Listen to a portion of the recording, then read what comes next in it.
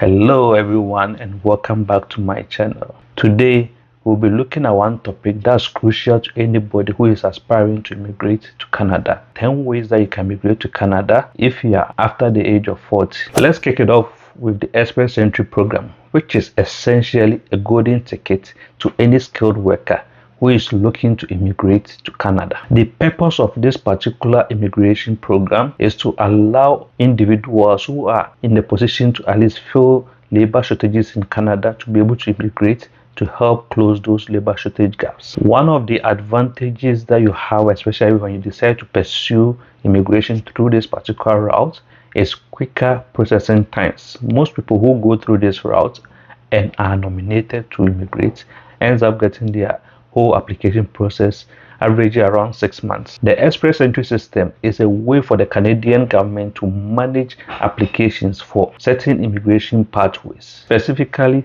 the Federal Skilled Worker Program, the Federal Skills Trade Program, and the Canadian Experience Class. If you are a good fit, then I advise that you buckle up with the essential skills. Basically, what you need is some amount of work experience, some language proficiency, be it in English or French, and adequate educational level, which will require you to create an Express Entry profile and subsequently enter the candidate pool. The higher points on the comprehensive ranking system means that you are going to get a swifter invitation to apply from Canada. And with the Express Entry, it focuses on 3 different programs. That's the Federal Skilled Worker Program, which basically targets skilled workers with the necessary education, work experience, and language proficiency to contribute to the Canadian economy. Then you have the Canadian Experience Class, which is basically for people who have gained work experience in Canada, either through work permits or possibly other forms that they came to Canada. And the CEC allows you to transition to permanent residency. It is ideal for those who have adapted well to Canadian life and work. And last but not the least, there is the Federal Skills Trade Program. This program focuses on skilled tradesmen such as electricians, plumbers, and welders. It is designed for those with experience in specific trades and those who meet other eligibility. So if this is a pathway that you think you would like to use to possibly immigrate to Canada and you think you meet the necessary prerequisite requirement, then I would advise that you just head straight to the Express Entry portal, create a profile, and based on the information that you enter into that profile, you will be assessed on your eligibility. And if you have a higher enough CRS score, you might be invited in the next draw that they will draw. And then you get an ITA, which will now get you to apply to move to Canada as a permanent resident. The second pathway that we'll look at, especially if you are older than 40, in this case that I would advise maybe focus on, might be the Provincial Nomination Program. That's the PNP program.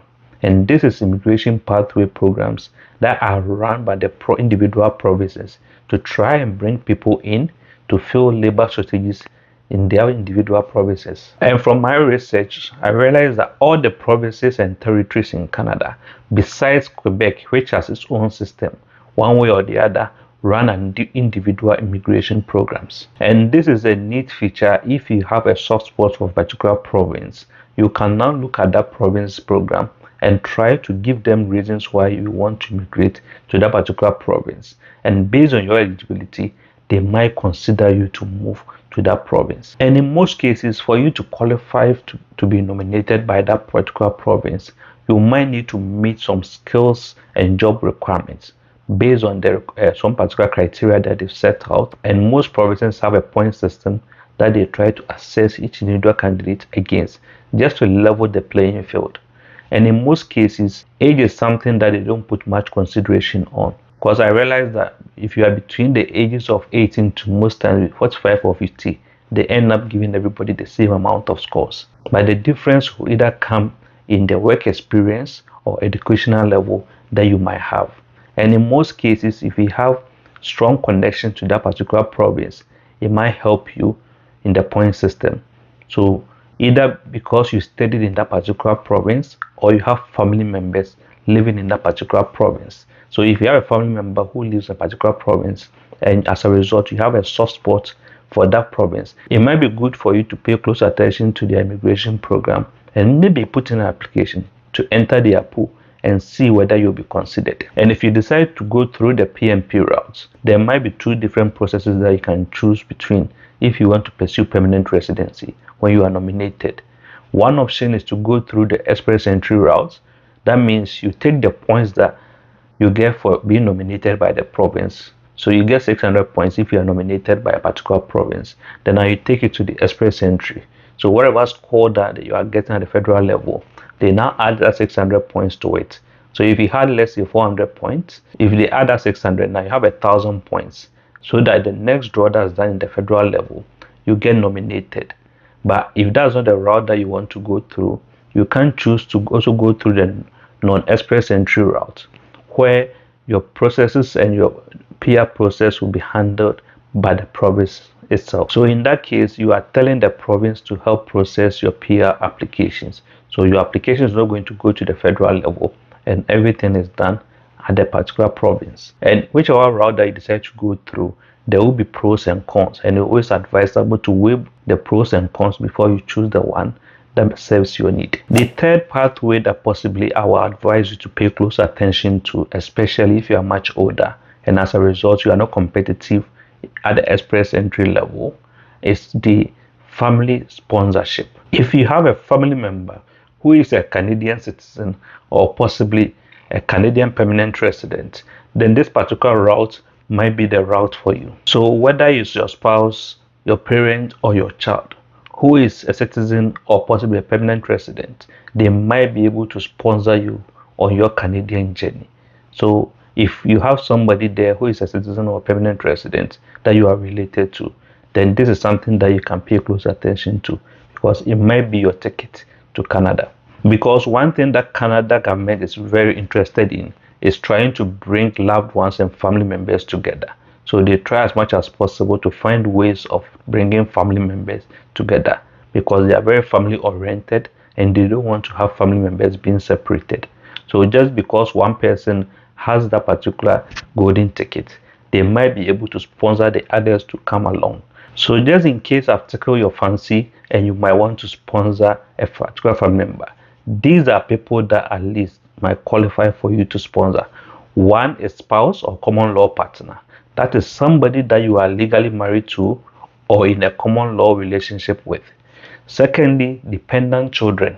That's including people that you've adopted as your children. Then thirdly, we have parents and grandparents. And in some circumstances, you might be able to sponsor relatives who are below the age of 22. So it will be nice to do your research so that you see whether that particular thing works for you. The fourth pathway that I will talk about here is the study permit. That's learning beyond borders. Age is not a barrier if you have plans of at least pursuing higher education and learning to improve yourself. Even if you've been in corporate for so long, you can still take some time off to decide to go and study to help improve yourself and close some knowledge gap that you might have. And also the good thing about coming to study in Canada is you might be able to open other doors just because you studied in Canada, which might lead to your permanent residence application process being as smooth as possible. So just picture yourself being in a classroom, interacting with other people from different countries, absorbing knowledge, and still being able to now pursue permanent residency just because you studied in a particular country. For me, I feel that if Canada is your goal and you have plans of at least coming to stay here permanently, studying is one route that you can look at. Canada, they allow what they call dual intent. That means you can come here for temporary reasons but still have dreams of staying here on a permanent basis, and the government will not hold it against you as long as you don't go contrary to the law and you follow all the rules that have been set out. And when it comes to studying, for those who are much older, I always advise that don't just pick a course just for picking's sake, because studying is going to be very expensive. It might cost you, at least on the lower level, about $30,000 to move to Canada. That's including your cost of tuition, cost of living expenses, and other expenses that you might incur, which is a very huge investment. So make sure you pick a course that will be beneficial to your career goals, especially for somebody who has a career back home and is looking to at least transition into the corporate world. So pick a course that has at least aligned to your career path. It will make it easy possible for you to get your visa approved, and secondly, post graduation, it will make it easy for you to integrate, because you can leverage on your past work experience and combine that one with your Canadian knowledge, which will make it easy for you to transition into the Canadian corporate environment. And whichever school you decide to at least pick as your destination, make sure it's DLI compliant, because post-graduation you want to receive a PGWP, which is a postgraduate work permit, and that will allow you to work in Canada post-graduation. If your school does not have a DLI, you will not be able to get that particular PGWP, which will be a waste of investment. So do your research and make sure you select a school wisely.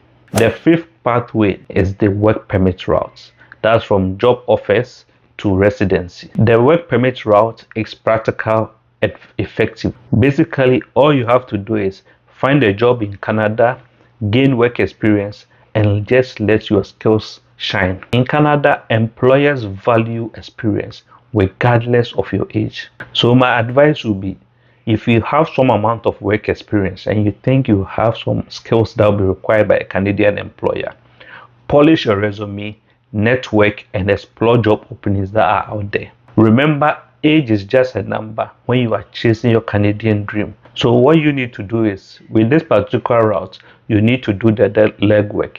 You need to go out there, research for job openings that are aligned to your skill set, reach out to employers, and let them know what you have to offer. And in most cases, if they are finding it difficult to fill those roles, if they feel that you are that candidate that's going to make a difference in that company, they will now extend to you a job offer that will allow you to now apply to the Canada immigration to receive a work permit. And in most cases, I see that this is one of the routes that most people don't like to pursue, because it involves the employer doing a lot of legwork, because in this case they need to justify why they want to bring you in, and that they need to explain that they cannot find anybody who can fill that particular role in Canada. I will leave some links in the description area, so that just in case any of these routes interest you and you would like to do some extra research on it, it can be a signpost for you to help start your research and make the right decision. The sixth route that I have seen people at least use to move to Canada since I have been here, basically, is the entrepreneurial route. Whether it's starting a business, buying a franchise, or even investing in a particular venture, there are pathways for you. Personally, I was surprised the first time I met a couple whilst working, and they told me that they moved to Canada, and the route that they used was basically they bought a franchise and decided to start a franchise in Canada, and through that they applied for a permanent residency and they were approved. So basically all they did was buy the franchise and said, we are going to start this franchise in this particular province, and as a result their PR application was approved to move to Canada and start a business. Because one thing you need to know is the Canadian government is interested in creating job opportunities. So if you tell them that, oh, I can help create job opportunities, and you can justify that you have that capability, then they might consider giving you that particular PR to come in, set up those business, and help employ people. One of the pathways that you might want to at least do your research on, if you are interested in investing in Canada, will be what they call Immigrant Investor Program. This particular program, the Canadian government allows high net worth individuals to invest in the Canadian economy in exchange for permanent residency. The IIPP is also known as the Quebec Investor Program, as the province of Quebec manages it. This particular program has been in place in Canada since the 1980s. So if you are interested in moving to Canada and you are a high net worth individual, you can do your research on that particular program and see whether you meet the necessary requirements. One of the requirements that you might need to meet for this particular pathway is at least you should have a net worth of at least $1.6 million. That's after you subtracted all your liabilities. You should be able to show that you have a net worth of up to $1.6 million. And also, you must be willing to make a 5-year interest-free investment of about 800,000 in the Canadian economy through the Immigrant Investor Venture Capital Fund. And in most cases, you must also have at least 2 years of business experience or management experience in the last 5 years, just to show that you have the capability to be able to do whatever you say you are coming to do in Canada.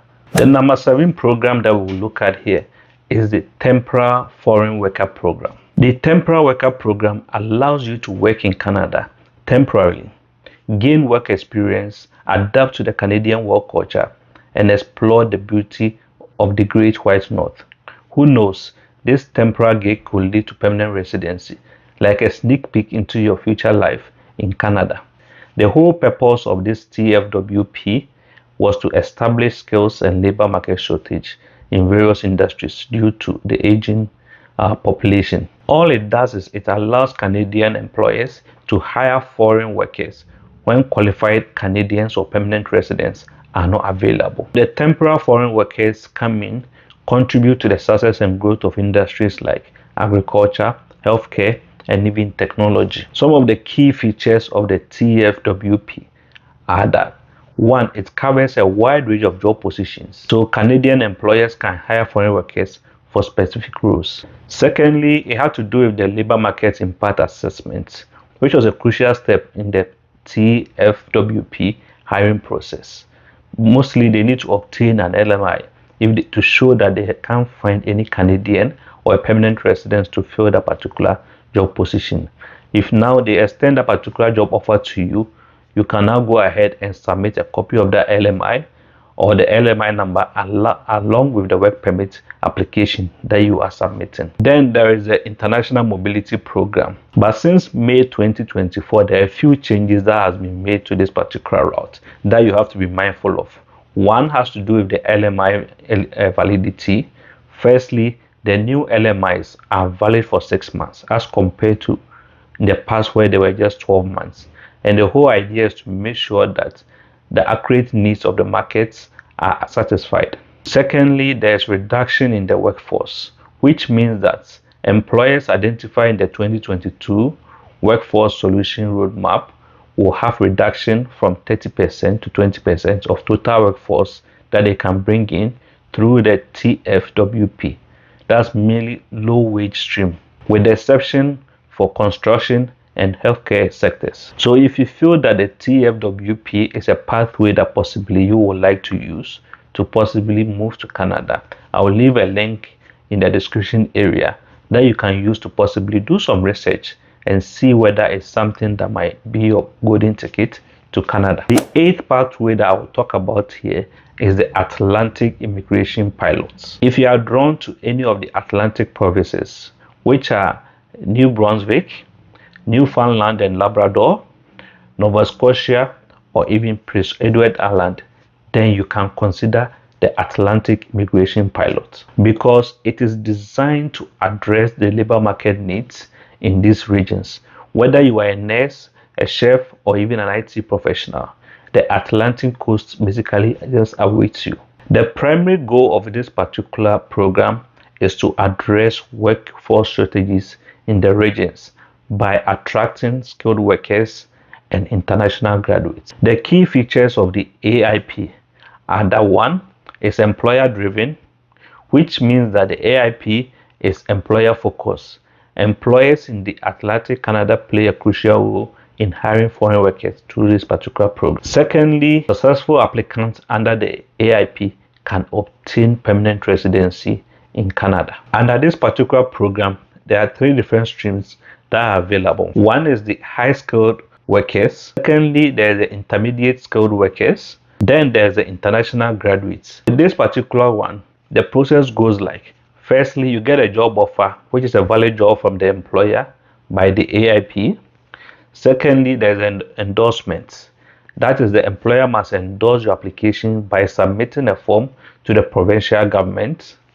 Then secondly, you get work permits. Once you are endorsed, you can apply for a temporary work permit. Then with your work experience in that particular designated job for a period of time, normally a year, you can now qualify to apply for a permanent residency. The last route that I will talk about here is the self-employment routes.